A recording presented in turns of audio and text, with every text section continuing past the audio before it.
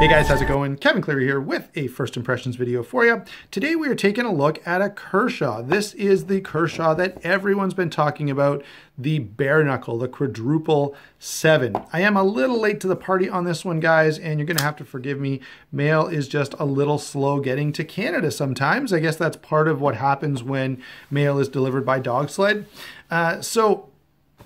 This knife is one that I've been hotly anticipating for a while now. It was announced way back at the beginning of the year.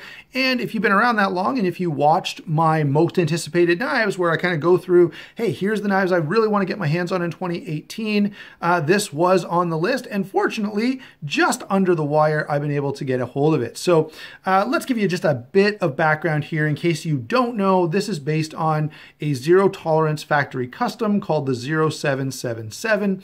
A knife which generated quite a bit of controversy because Microtech made a knife that looked very much like it called the Matrix. And then last year, Kershaw reignited that controversy by introducing a production version of the 0777 under Kershaw's banner called the Natrix. And by the way, Natrix also happens to mean snake in the grass. So a little bit of a double entendre happening there. Previous to that, there was actually another zero tolerance model, the 0770, very popular model, assisted model back when almost all the Kershaws were assisted and many of the ZTs as well.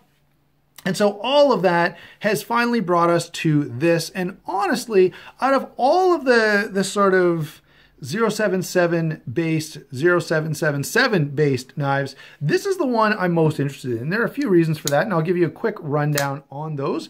The size, of course, is the big one. The Natrix was a little too small for me. Then they did the Copper Natrix, which was even smaller. There is an XL, or I think if it's not out yet, there will be an XL. And honestly, to me, the XL is kind of unnecessary when this knife exists, and just the features and being made in the US and stuff like that make this one a little more appealing to me. So let me give you a quick rundown here, guys. We've got a blade of 14C28N steel, which is very nicely done. Not a huge thick blade stock, so this is going to be a pretty good slicer, I would anticipate. Let me add here, actually, let me pause before I go through the rest of the features and say this. I suspect if you really like this design, but you are one of those guys who really likes the nicer blade steels, I would bet dollars to donuts that this will be one of those Kershaws that comes out in a few different sprint runs. So you'll probably be able to get this in a number of different steels with some different scale or some different colors on the handle. And so, you know, just wait around for that if you can stand it. Maybe you'll be like me and you just want to get your hands on one right away. And I wouldn't blame you if you did. But yeah, if you can wait, I suspect there'll be a few offerings, variations on this knife. All right, so that's the blade. Moving down to the pivot, it is KVT bearing pivot with a flipper, and the detent is pretty snappy. Comes out pretty well. The action is not stellar. So after I'm done recording this video, this is right out of box. After I'm done recording this, I will clean and lubricate this. So I'll probably just, rather than take the whole thing apart, I'll probably just use some forced air and a little bit of lubricant. And that'll probably do the trick, or hopefully do the trick. And if not, then I may have to go a little further with it. Anyway, the deployment on this is very, very nice. Just closing it is not quite as good as maybe I would have hoped for a KVT knife. As we kind of keep moving down here, you can see subframe lock, aluminum handles with sort of that powdered aluminum coating. You're probably familiar with this if you've had, I don't know, any number of knives, a Benchmade 940, a Kershaw Blur, a Kershaw Knockout, the Dividend, I'm sure a few others that we could think of. It's sort of that powdery finish that anodized aluminum gets. We've got this really cool sort of semi-floating backspacer here, which I do think is a nice little detail.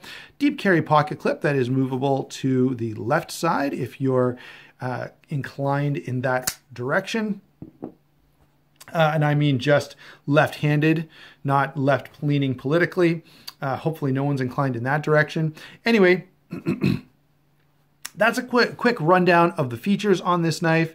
And the next thing I want to touch on is size and weight. And then, I'll talk about, my expectations or my impressions. So this guy is a fairly, what would I say, a moderately sized EDC knife. In fact, for me, almost a perfectly sized EDC knife, 8¼ inches overall, 3 9/16, so just a hair over 3.5 inches on the blade length there.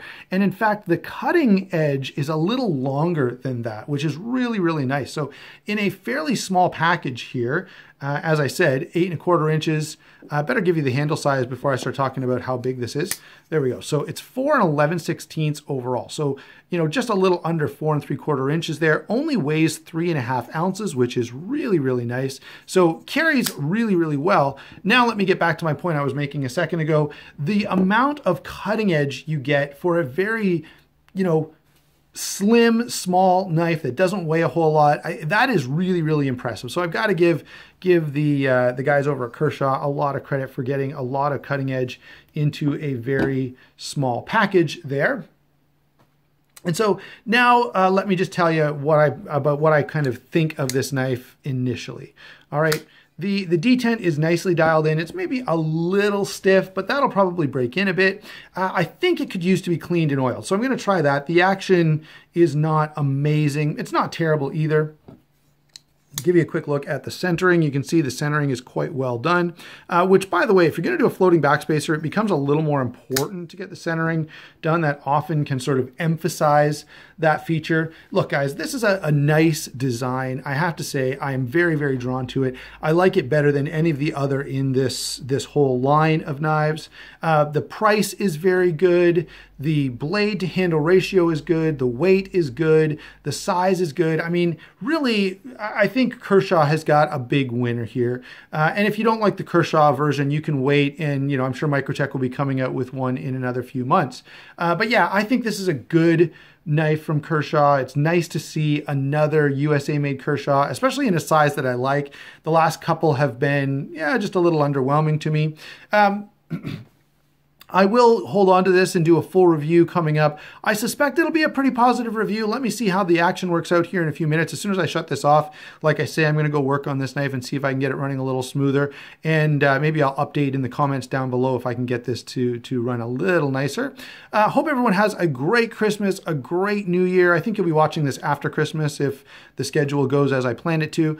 So yeah, I hope you had a great Christmas. Hope you're looking forward to a great New Year. And don't forget to like and subscribe. We will talk to you soon. Oh, wait, one more important thing. Go to White Mountain Knives and buy this using the discount code SHARPSTUFF. All right, finally, we'll talk to you later. Thanks for watching. Bye-bye.